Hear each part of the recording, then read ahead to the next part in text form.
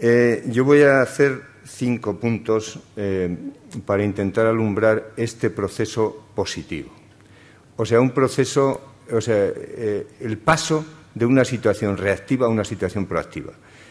Es importante hablar de este proceso, ¿por qué? Porque es curioso, hemos estado reclamando el cambio tantos años y ahora cuando llega parece que nos hemos arrugado. Nos hemos arrugado ante una situación en la que parece que ese cambio, que debía hacerse desde la perspectiva ambiental y de la sostenibilidad, se lo hemos cedido a los de siempre. O sea que, como decía Forges en una viñeta última, estamos hablando de cambio, pero si ni siquiera somos capaces de cambiar de compañía de móvil. ¿Pero qué cambio va a hacer usted? Entonces, lo digo esto porque voy a hablar de este planteamiento proactivo para sacar pecho por el tema de la sostenibilidad y, sobre todo, ahora al socaire del cambio climático. Primer punto, el cambio climático como desafío y oportunidad, lo que Greenpeace, siempre con su buen marketing, calificó de climas para el cambio. Segundo, el nexo, que ya lo ha empezado Fernando, entre cambio climático y cambio de modelo energético y cambio de modelo de producción. Tercero, la especial necesidad y oportunidad para España y para las empresas españolas y, en general, para los hacedores.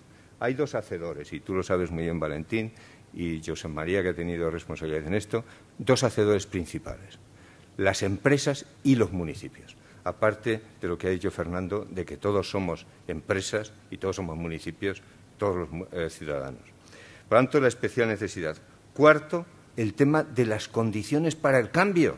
¿Cómo vamos a cambiar si no establecemos las condiciones para el cambio? ¿Cómo vamos a cambiar si el mercado no trabaja para la sostenibilidad? Por tanto, no beneficia a las empresas sostenibles.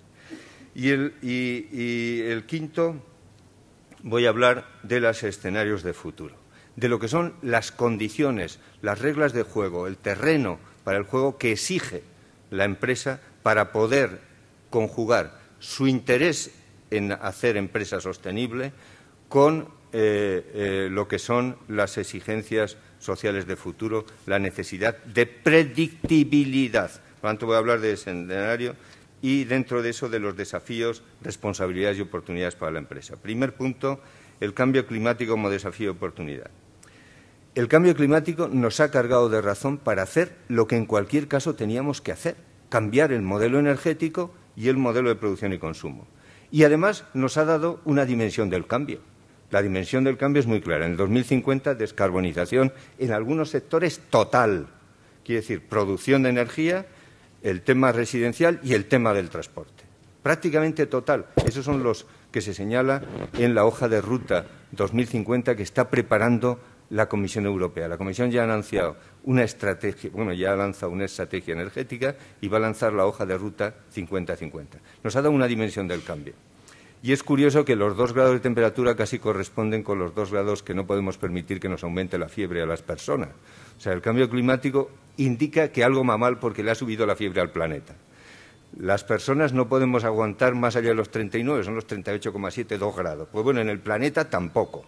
Nos ha dado una dimensión del cambio. Así que, en el fondo, casi nos ha hecho un favor importante señalando que hay dificultades. Nexos entre el cambio climático y el cambio de modelo. Hay algo que los que estamos en el medio ambiente nos hemos dado cuenta muy rápidamente. No conseguiríamos mitigar el cambio climático con las solas políticas o hablando de lucha contra el cambio climático. Parece que vamos a salir en una cruzada. Se conseguirá la mitigación del cambio climático de forma más eficaz y eficiente cambiando el modelo energético y el modelo de producción y consumo. Lo conseguiremos más como resultado que como objetivo y, además, con políticas mucho más proactivas que la reactiva de la mitigación. Y por eso tuvimos dificultades en Copenhague y en Cancún, porque no hemos lanzado esta imagen como positiva de que no estamos hablando de reducir las emisiones, estamos hablando de cambio de modelo y, con ello, reducir las emisiones. Y otra cosa, un mensaje muy importante. Este cambio de modelo es tan brutal, y esto apelo a los que trabajáis en temas sociales, que exigiría, que es un cambio de paradigma que exige un cambio cultural y varias generaciones. Pero ¿qué pasa? Y aquí es lo bonito del cambio climático y la energía, que el cambio climático y la energía, el cambio de modelo energético, puede vehicular este cambio de modelo que llevaría varias generaciones. Por tanto, lo vamos a tener que forzar debido a este cambio climático. Así que esto es un punto importantísimo. Es la mitigación del cambio climático como resultado del cambio de modelo y el cambio de modelo energético y la mitigación del cambio climático como sistema, como caballo de Troya, como sistema dinamizador de este cambio de modelo. Tercer punto, especial necesidad y oportunidad para España y empresa española. Malas noticias, tenemos malas noticias. La situación, la crisis, sabe, la insostenibilidad global es tremenda, pero eso en España es todavía más. O sea, la insostenibilidad del modelo energético es superior a la insostenibilidad del modelo energético europeo. Llevamos como 20 puntos en porcentaje de diferencia con respecto a la media en intensidad energética. Segundo, la crisis es más grave porque nos hemos pasado 3 pueblos con el tema de los desequilibrios del desarrollo, sobre todo con el peso de la construcción y el consumo en el modelo energético. Por tanto, la crisis europea es grave, la española más, de insostenibilidad energética, económica, social, ambiental, lo que ustedes quieran. Lo bonito es que el margen de maniobra es enorme. O sea, estamos tan mal que el margen que tenemos de mejora es tremendo. Y lo que es más importante, el potencial enorme. Ahí otra vez digo que nos hemos arrugado. Cuando llegó Obama al poder, nos puso como ejemplo. Hace 2 años éramos un ejemplo de lo que había que hacer en energía. Este año hemos sido el ejemplo de lo que no hay que hacer, sobre todo cara a las empresas, en lo que se refiere a predictibilidad y no discrecionalidad del marco jurídico. Entonces, tenemos un enorme potencial para 2 cosas, para racionalizar la demanda y optimizar la oferta. Fernando ha hablado sobre todo de la optimización de la oferta, pero también ha hablado de la racionalización de la demanda porque es el cambio. Estos son los 2 cambios. En racionalizar la demanda tenemos un margen tremendo. Fíjense, en Dinamarca están haciendo en este momento proyectos, convenios, las empresas con los municipios a coste cero. ¿Por qué? Porque la mejora en eficiencia energética en un municipio, en los edificios municipales en particular, en un 20% sale rentable. Hay empresas que han conseguido rentabilizar en 6 meses las inversiones en eficiencia energética.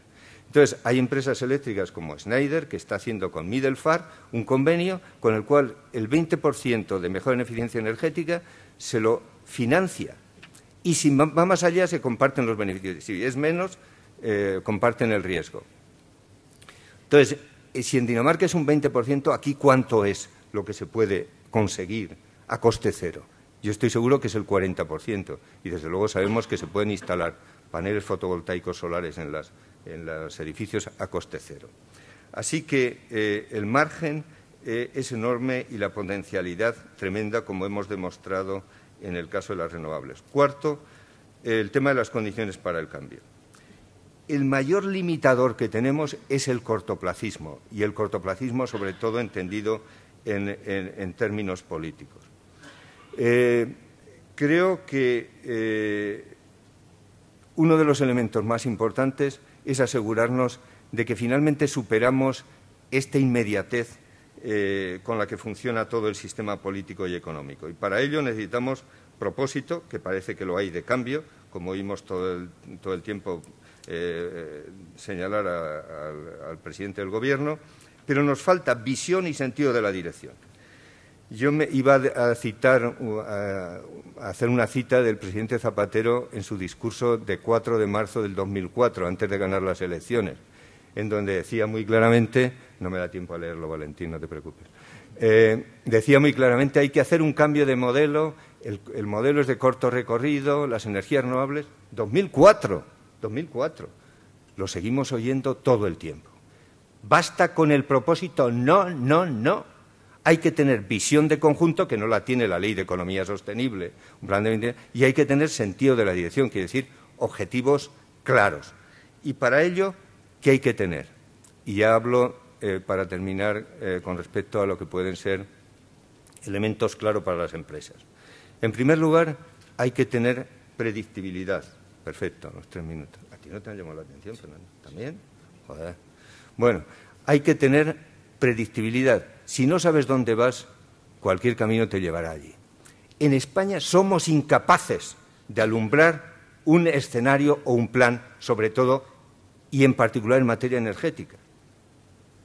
¿Qué ha hecho la subcomisión del Congreso de Energía? pues decir 4 generalidades y apuntarse al 2020, que es lo que ya está acordado a nivel comunitario. Pero hay que mojarse, hay que hablar del 2030. ¿Por qué?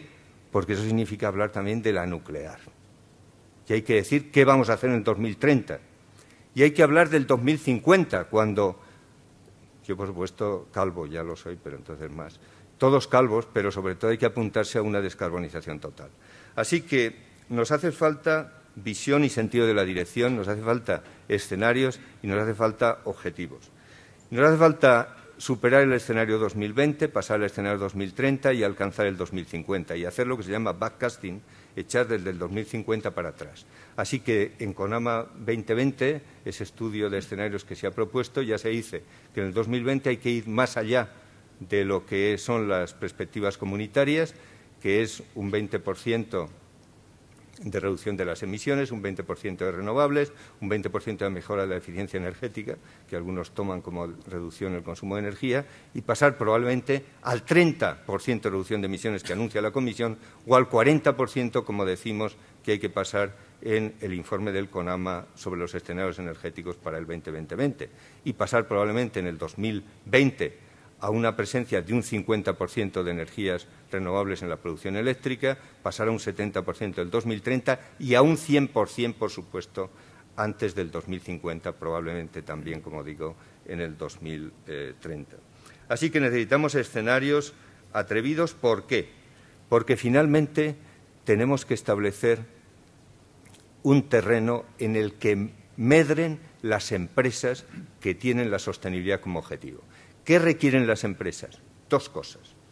No discrecionalidad, quiere decir un marco normativo, en el caso de la electricidad, un marco regulador adecuado que no permita una actuación de lo que llaman free riders, gente que va por libre, por tanto, un marco regulador adecuado a nivel autonómico, etcétera, y sobre todo predictibilidad. Esa es la palabra clave. Y junto a estos 2 elementos que yo llamaría de política y de marco normativo institucional, un elemento esencial que va derivado o que va unido a aquellos. Es asegurar que el mercado trabaja para la sostenibilidad y no lo contrario. Que las señales de precios son adecuadas. Fernando decía que las renovables tienen que conseguir lo que se llama en el argot energético paridad de red. Yo diría que las que la tendrían que conseguir son las que no son renovables, tenían que conseguir la paridad de red. Porque según la Agencia Internacional de Energía, seguimos subvencionando mucho más el fósil que las renovables. Así que lo que se llaman los costes equilibrados o los levelized cost, los costes comparables, hay que alumbrarlos. Y ha dicho la Agencia Internacional de Energía que en el caso de la fotovoltaica se alcanzaría, en el caso de España, en 2015. Así que hay que conseguir que el mercado funcione para la sostenibilidad y no lo contrario. Y esto es lo que ayudaría a las empresas a conseguir beneficios. Hay que conseguir que las empresas que solo tienen proyectos, programas con intenciones positivas, empresas que trabajan para satisfacer las necesidades de la sociedad, que hacen, por tanto, un trabajo eficaz, que lo hacen eficientemente, obtengan rentabilidad en el mercado. Y el último punto, porque es el más gordo de todos, es que solo hay una forma de conseguir que el mercado trabaje para la sostenibilidad. Es por vía precios y por vía la fiscalidad. Fiscalidad, fiscalidad, fiscalidad. Hay solo una cosa que debe acompañar a la sostenibilidad siempre. No hay más sostenibilidad sin mejor fiscalidad. Y de eso tendremos que hablar, de la fiscalidad, porque quizá es el tema al que nadie se atreve a enfrentarse, ningún gobierno, y habrá que hacer algo a nivel comunitario, y hay que alegrarse que la Comisión, por primera vez, propone impuestos comunitarios para políticas comunitarias. La Unión Europea había afianzado su identidad con el euro, todavía la afianzará más con la fiscalidad y que compartamos todos los ciudadanos una fiscalidad comunitaria. Muchas gracias, hablaremos de esto.